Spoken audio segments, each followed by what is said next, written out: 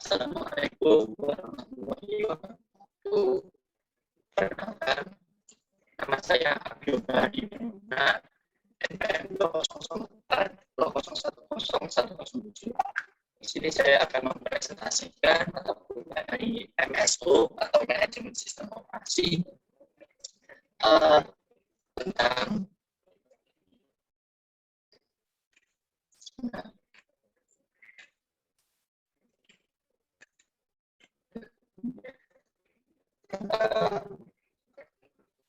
synchronization tools atau sinkronisasi tools ya.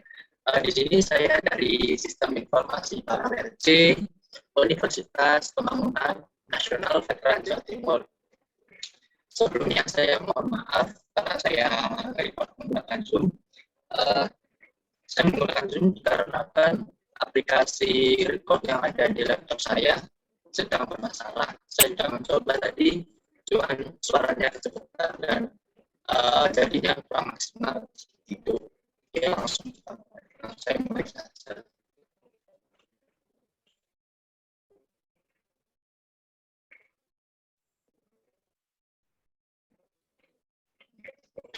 Jadi tujuannya synchronization tools atau sinkronisasi tools. Yang pertama ada saya ini live tentang liveness, materi pertama liveness.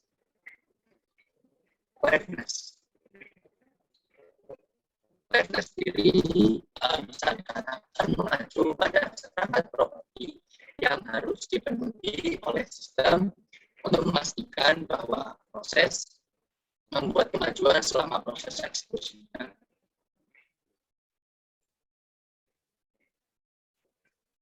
Meskipun terdapat fakta, yakni bahwa komponen yang dieksekusi secara bersamaan mungkin harus bergiliran di bagian critical sections. Mungkin bergiliran ini bisa disebut sebagai harus realize nantinya. Next.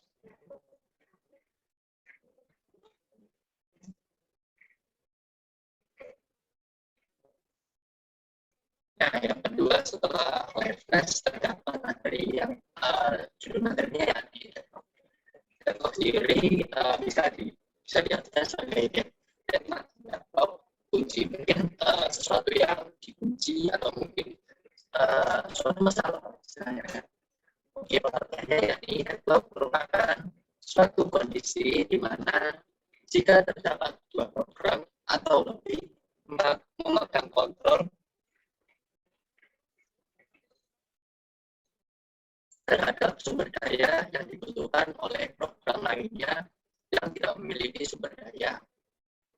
Jadi bisa dikatakan deadlock ini terjadi saat keadaan di mana dua atau lebih proses sedang menunggu tanpa batas untuk suatu peristiwa yang hanya dapat disebabkan oleh satu penantian proses. Ya, di sini ada contohnya jika S dan G memiliki menjadi dua smart code yang diinisialisasi ke satu. Di sini terdapat B0 dan B1. B0 sendiri ini terdiri dari yang pertama ada with S, yang kedua ada with G, kemudian terdapat sinyal S, kemudian terdapat sinyal G. Untuk yang B1 sendiri ini kelihatannya sama seperti B0, tapi mungkin ada dibalik. Jika B0 yang duluan S, maka B1 yang didahulukan yang G. Jadi B1 ini terdiri dari yang pertama ada with G, yang kedua terdapat with S, yang ketiga ada sinyal G, dan yang keempat sinyal X. Jadi di sini sama saja. Dulu yang didahulukan, kalau B0 ini yang S, kalau yang B1 ini yang G, seperti itu. SG dan B1 GSGS itu gantian jadi di sini jika B0 mengeksekusi BTS yang pertama BTS ini B0 dan B1 mengeksekusi BT, B1 mengeksekusi BT, Dan kemudian ketika P0 ingin mengeksekusi WD, dia harus menunggu sampai P1 mengeksekusi sinyal kiri. Ya seperti itu, harus sama ya, harus apa namanya istilahnya, harus tunggu-tungguan, harus bergantian.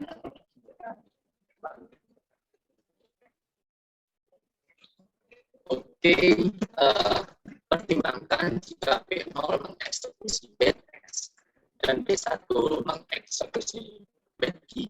Ketika P0 dijalankan, BTG harus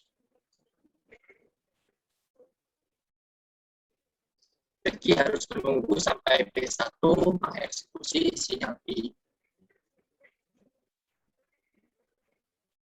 Namun di sini P1 harus menunggu sampai P0 mengeksekusi sinyal S. Karena operasi sinyal ini tidak akan pernah dieksekusi, P0 dan P1 mengalami kebuntuan atau terjadi buntu.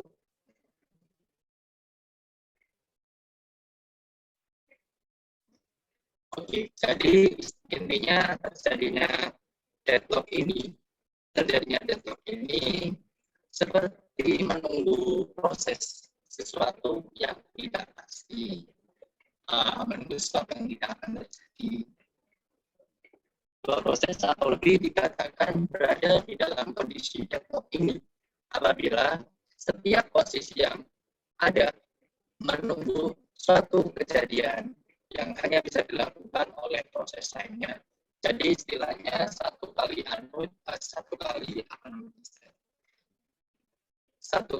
berproses itu hanya bisa dilakukan oleh satu proses saja, tidak bisa dilalui proses lain, beberapa proses, harus satu proses saja. Oke, untuk yang ketiga atau selanjutnya ya, ini ada materi tentang starvation. Oke. Starvation sendiri ini merupakan suatu proses yang terjadi setelah proses terjadinya deadlock sebelum ini yang tadi dimensi yang hanya bisa dilalui oleh satu proses saja, seperti itu. Proses yang kekurangan resource di sini bisa dikatakan sebagai sumber daya akibat terjadinya deadlock atau proses sebelum ini. Akhirnya kekurangan sumber daya lagi, tidak akan pernah mendapat resource yang dibutuhkan sehingga mengalami starvation. Nah, kelaparan ini bisa dikatakan bisa digambarkan seperti manusia. Jika manusia kekurangan sumber daya atau sumber makanan, maka dia akan haus. Nah, sama seperti ini proses ini. Jika kekurangan sumber daya tidak mencukupi, dia akan mengalami starvation. Bukan kelaparan sih kalau bahasa ini mungkin error istilahnya apa seperti ngehengnya. Nah, ini ada contoh dari starvation. Jadi di pojok kanan atas ini terdapat gambar dua, istilahnya ini bisa dikatakan sebagai dua lajur di sebelah kanan dan dua lajur di sebelah kiri. Dan di tengah-tengahnya terdapat mungkin bisa dikatakan sebagai jembatan atau penghubung antara dua jalan ini. Penghubungnya mungkin kita anggap yang sebelah kiri dan yang sebelah kanan dia. Oke, jadi di sini terdapat antrian di sebelah kiri dan juga antrian di sebelah kanan, antrian di X dan juga antrian di Y. Jadi antrian di sebelah kiri akan menunggu antrian yang sebelah kanan. Yang di sebelah kanan untuk mengosongkan jembatan. Jadi sebelah kiri ini mau lewat untuk menuju ke sebelah kanan dan dia melalui jembatan ini. Dan kita lihat bahwa jembatan yang ada di tengah-tengah atau penghubung yang ada di tengah-tengah ini kecil, sempit, jadi hanya bisa dilalui atau dilewati oleh satu saja anggapannya. Kalau mungkin di kehidupan nyata bisa dianggap ini sebagai kendaraan mobil mungkin. Dan jembatan ini hanya buat satu mobil saja untuk ke kanan ataupun ke kiri, jadi harus bergantian dan membutuhkan waktu yang lama itu ya. Jadi apa namanya, jika sebelah kiri ingin maju, ingin lewat ke jembatan untuk menuju ke sebelah kanan, maka jembatan ini harus dikosongi dan tidak boleh dilalui oleh siapapun, tidak boleh dilalui oleh apa namanya, oleh lajur yang sebelah kanan ini. Jadi biarkan mungkin bisa sebelah kiri maju dulu sampai habis, atau mungkin sebelah kanan dulu sampai habis, atau mungkin bisa satu persatu dulu. Jadi satu sebelah kiri, setelah itu dilanjutkan sebelah kanan satu, seperti itu. Jadi gimana ya? Ya akhirnya juga membutuhkan waktu lama. Dan di GPS saya terlihat bahwa saya ketik ini akhirnya tidak terjadi kemajuan. Mungkin ada sih kemajuan, cuman ya itu tadi memerlukan waktu yang lama, jadi bisa dianggap sebagai tidak terjadi kemajuan dan mungkin jadi kayak buang-buang waktu istilahnya.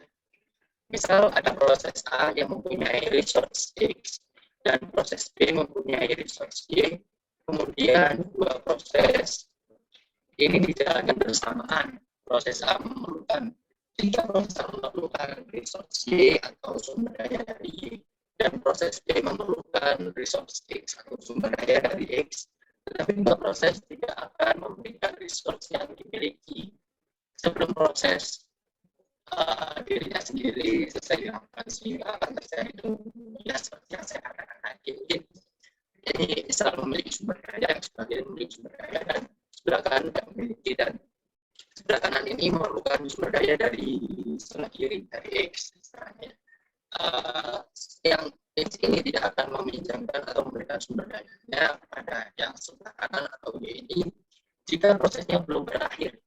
Jadi harus menghabiskan proses dari yang sebelah kiri dulu, melewati jembatan ini tadi sampai selesai, baru dia akan memberikan sumber dayanya ke sebelah kanan, seperti itu. Dan begitu pun sebaliknya juga, sebelah kanan juga akan memberikan sumber dayanya ke X, ke sebelah kiri. Jika proses yang ada di sebelah kanan sudah selesai, hingga menuju ke sebelah kiri. Dan ini akan terjadi kegiatan saling tunggu dan yang pasti akan menghabiskan waktu seperti ini. Oke, mungkin cukup sekian presentasi dari saya.